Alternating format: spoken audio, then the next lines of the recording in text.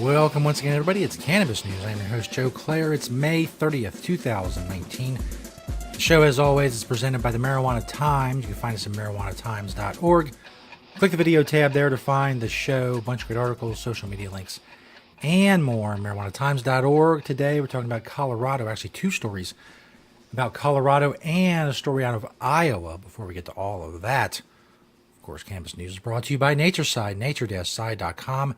And their organic, all-natural pesticides. Make sure you're growing safe and poison-free with NatureSide. Don't use harmful chemicals. Don't use banned pesticides. Be regulatory compliant in the state that you're growing in. You can do all of these things with NatureSide, nature-side.com.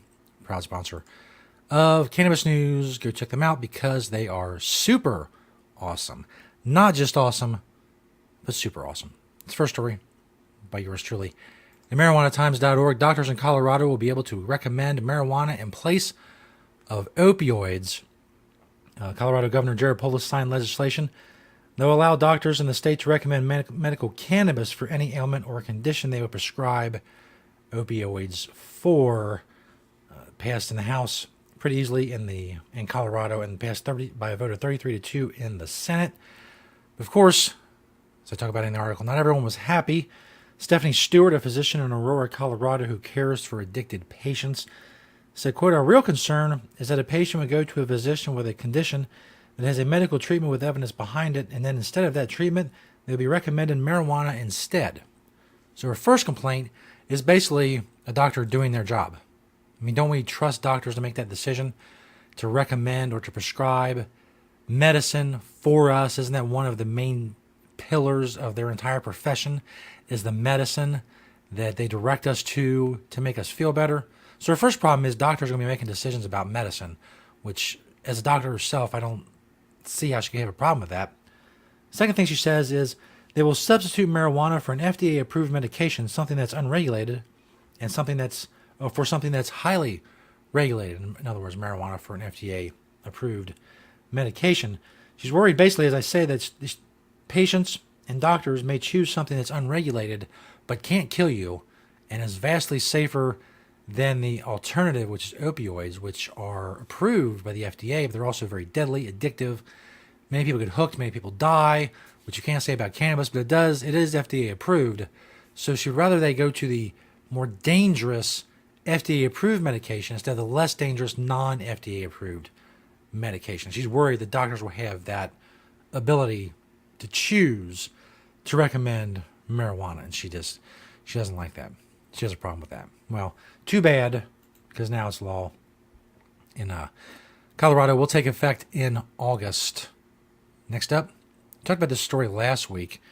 Iowa Governor Reynolds defends medical marijuana expansion veto. When they say expansion, it's very, very limited expansion in the first place. But even that was Governor Kim Reynolds is defending her veto of a medical marijuana expansion she views as, quote, too much of a jump, end quote. It's too much to slightly expand an already restricted medical marijuana program. She said, "We need to be narrow and cautious in how we move forward. I do not support recreational marijuana, and I just felt this was too much of a jump." In other words, a slight expansion of medical marijuana will someday lead to recreational marijuana down the road, and the thought of that notion is so onerous and just so, it's something it has to be avoided at all costs, that she's going to screw medical marijuana patients at the current juncture in hopes that to stem the tide of possible recreational marijuana legalization down the road, because it's so awful that it justifies denying sick people medicine right now. I disagree. I mean, I disagree with that notion.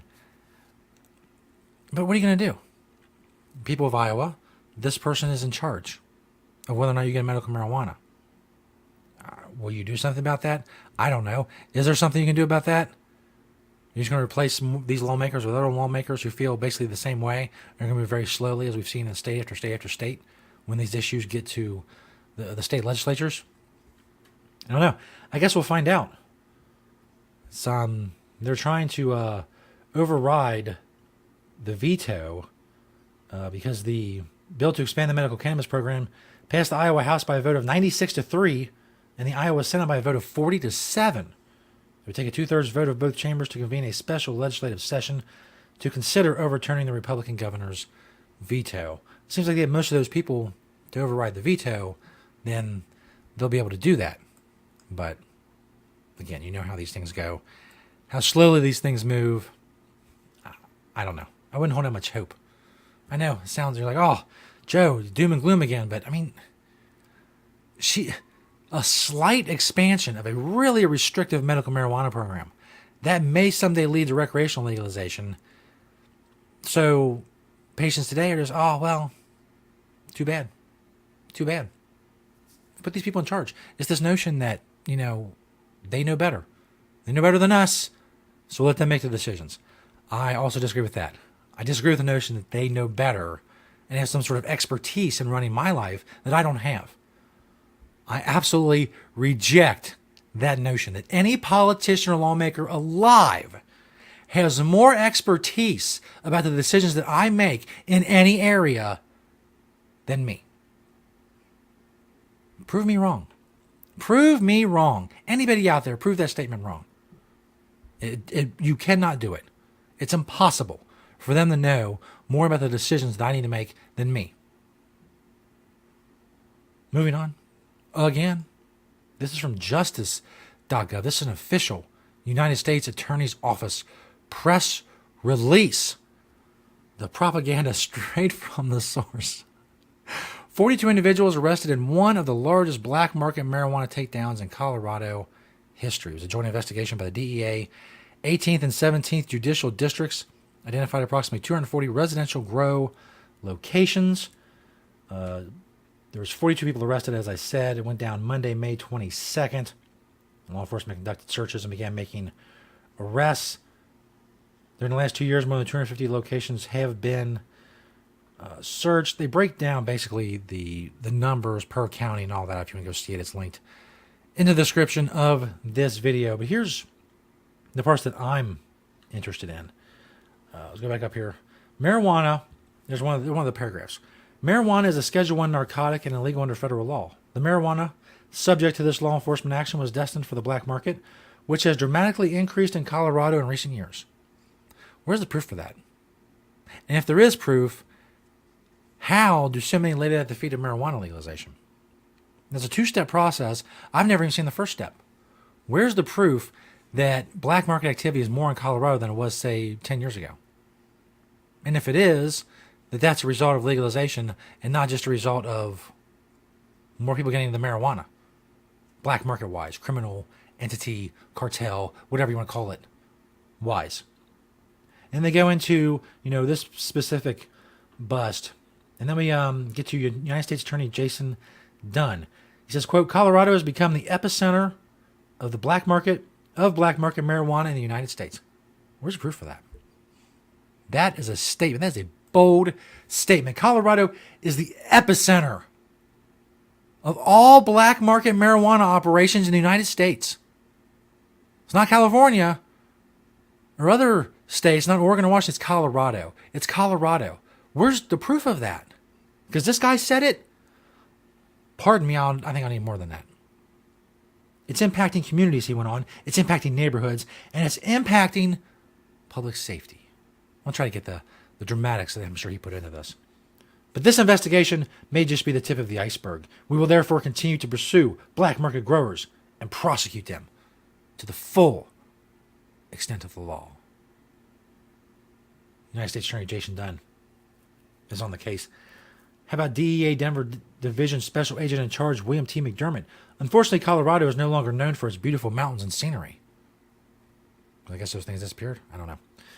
Now it is known for marijuana and other illegal manufacturing and distribution of controlled substances. Just put that on the postcard.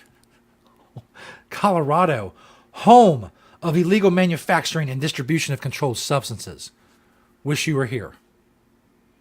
This investigation highlights that law enforcement and prosecutors are committed to the rule of law and ensuring Colorado returns to its former standing. All of this basically is a prelude to, hey, legalization sucks. We should repeal it. And while we're doing that, to take care of this, we should expand the DEA, the budget, hire more agents, get more equipment, all of that stuff, more job security, more everything. Just expand the DEA in Colorado, because after legalization is wiped away, you're really gonna have to clamp down on these criminal elements that are growing this marijuana. And that's where they want all this to go. It's not going that way. I say in a state like Colorado, it's pretty.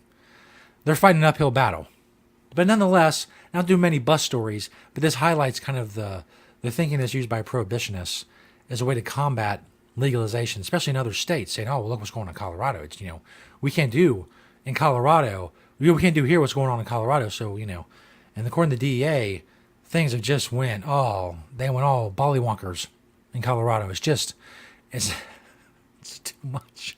Avoid, if you're driving to a state that's on the other side of Colorado, drive around Colorado. It's how crazy nuts it is. In any case, we continue to cover prohibitionists and what's going on in all the states and all that stuff right here in Cannabis News 5 days a week. MarijuanaTimes.org. You can find us. Also, you can find us on YouTube and Vimeo. Audio only podcast at Apple Podcasts. Thank you to Natureside, nature-side.com, and their organic, all natural pesticides. Thank you all for watching, listening, sharing, and commenting, and all of that good stuff. And we see you next time right here on Cannabis News.